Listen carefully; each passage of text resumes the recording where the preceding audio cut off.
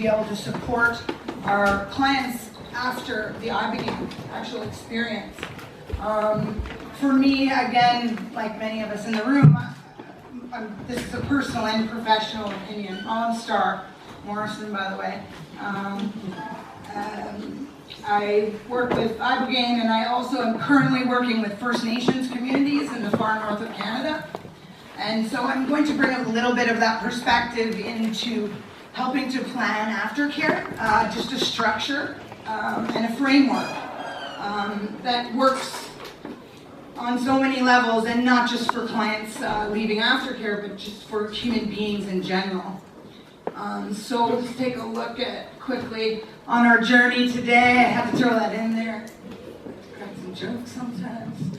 Lack of aftercare and its impact.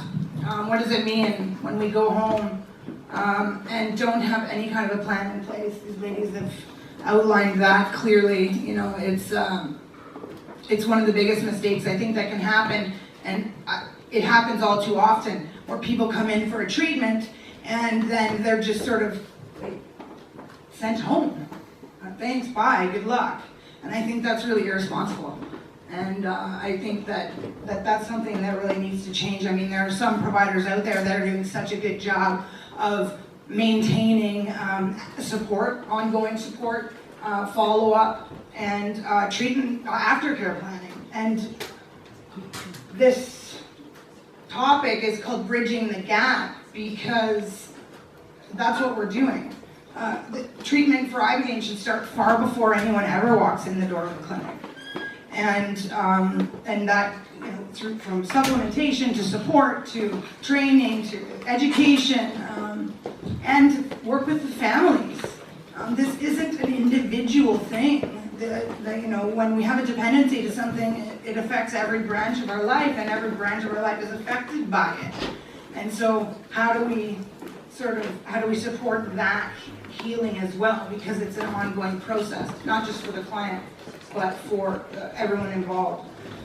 The importance of developing an individual plan when someone's working on their own well-being, it's their own.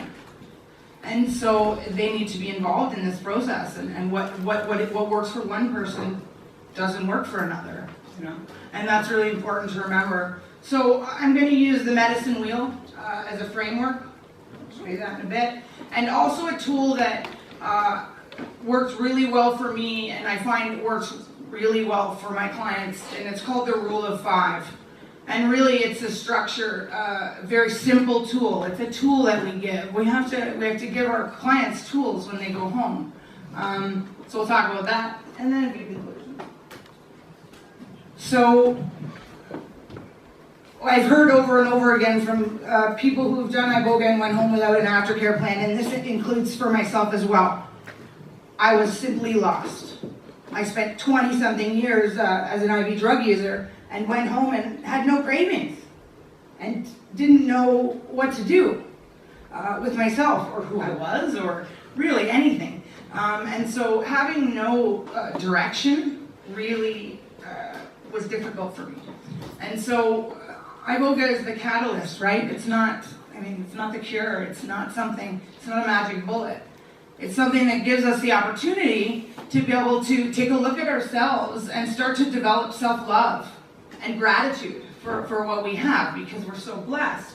But we've lost all of that somehow, trying to self-medicate and trying to survive for whatever reasons, a multitude of reasons.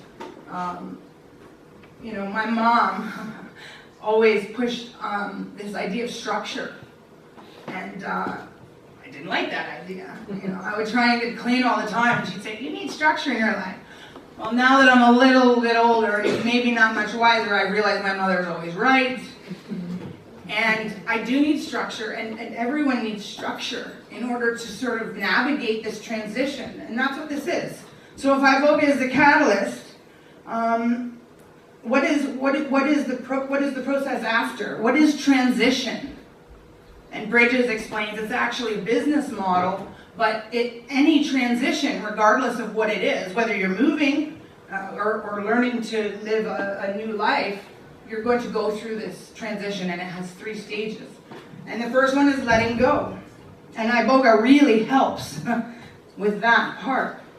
We let go physically of the dependency, and we start to learn that we're worthy of this love, we're worthy of this ability to move forward in our lives and start to live our purpose, if you will. A big word, but start to figure out why we're here, and without all of the darkness. That's that first part. The biggest, most difficult and challenging and rewarding part is this middle part, is the neutral zone. It's life, and so we need some help with that. And then the new beginning, and who knows what that is? I mean, I still don't really know what that is. I'm starting to figure it out 4 years later. And so navigating, learning to navigate through these transition is what I think aftercare means and what it is. So how do we do that? We need to set some achievable goals that support our client's agenda and not our agenda. Been to many treatment centers, and they give some sort of this whitewashed aftercare plan. You need to go to meetings, you need to see a psychologist, you need to eat right, and there you go. Or whatever. I mean, I'm minimizing it right now, but very basic and very not tailored to any individual. So I think it's important. So how to find a path, how to simply just to have this discussion with our clients, because a lot of times coming in, we're definitely not in our full cognitive functioning, like it's not happening, we're using, and it's hard to sort of think about the future, first of all, because we don't even know what that looks like.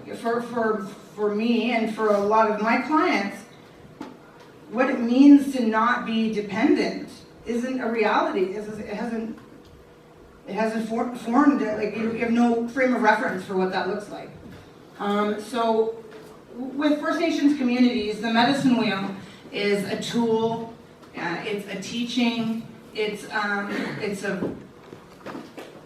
concept that's far too difficult to explain. I mean, it could be its own whole thing. But in this context, and the way I'm using it, is they believe that in order to have wellness and health, it comes with balance.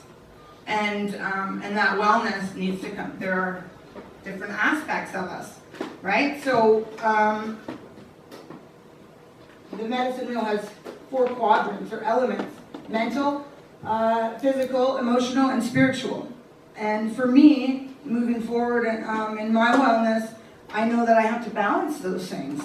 And so in order to develop an aftercare plan that makes it simple when people go home, I mean, also let me say, of course, everything that Vienna and Kristen were talking about is so important, and making sure you have the right therapy and making sure you have other things in place. What I'm talking about here is a very simple tool when people leave your clinic, because unfortunately a lot of clinics right now, the time of stay is short.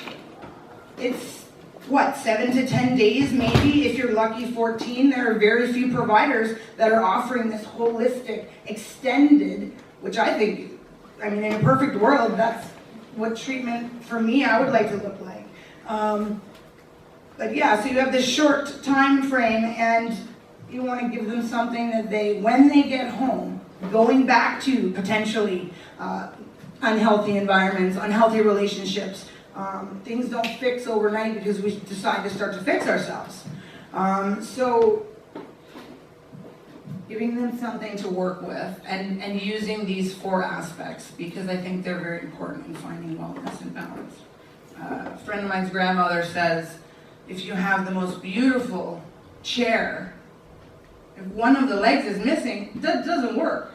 2 or 3, it's even worse. And you get the picture, right?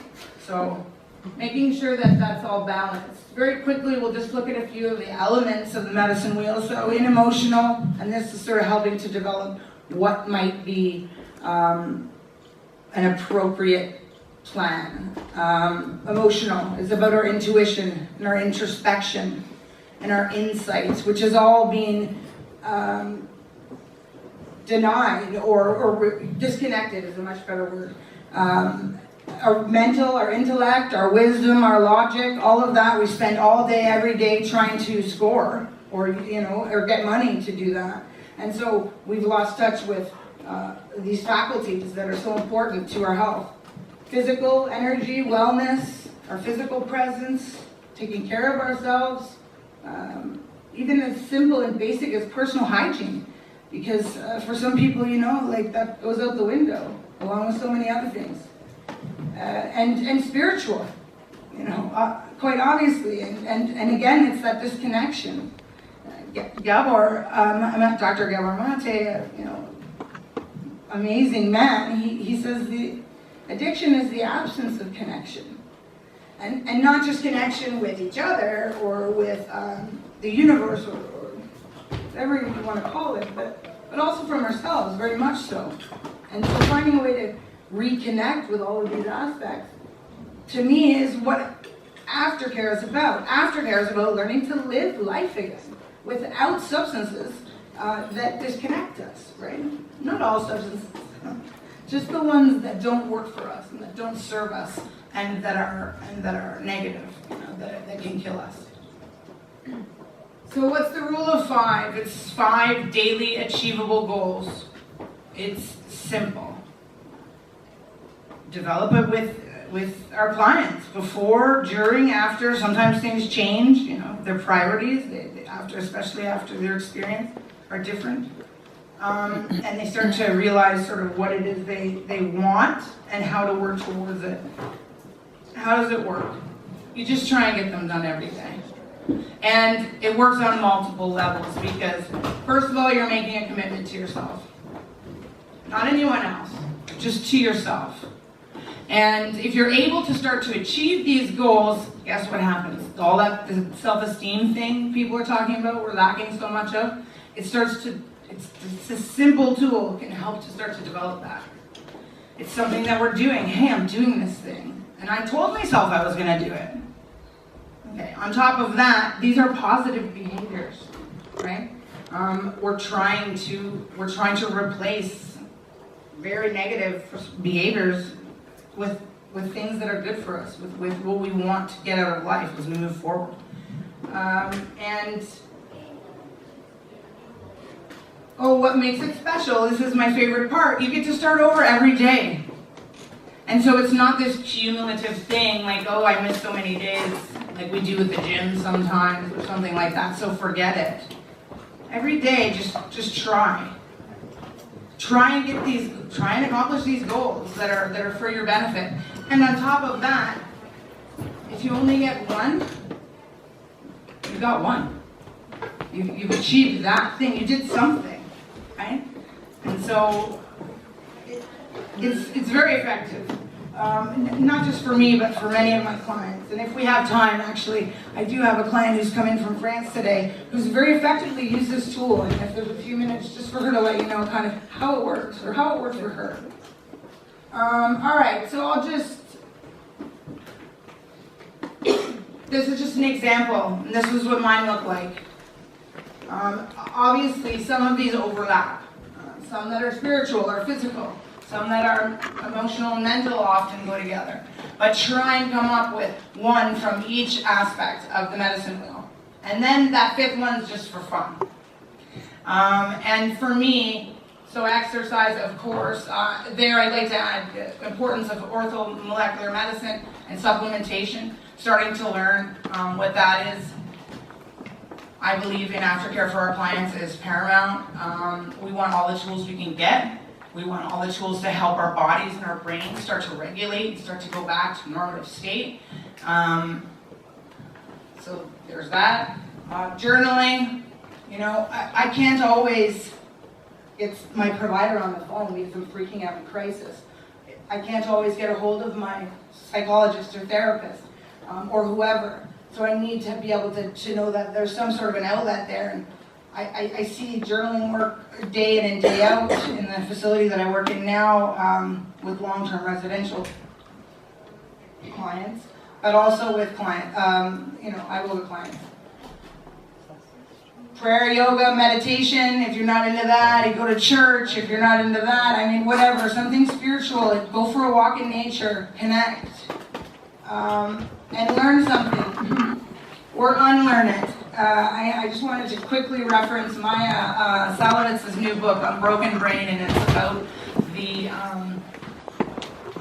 the concept of dependency as a learning disorder. It's like we've learned these patterns of behavior because they soothe us and they make us feel better. And so every time we felt not bad and we use this substance, it works for us.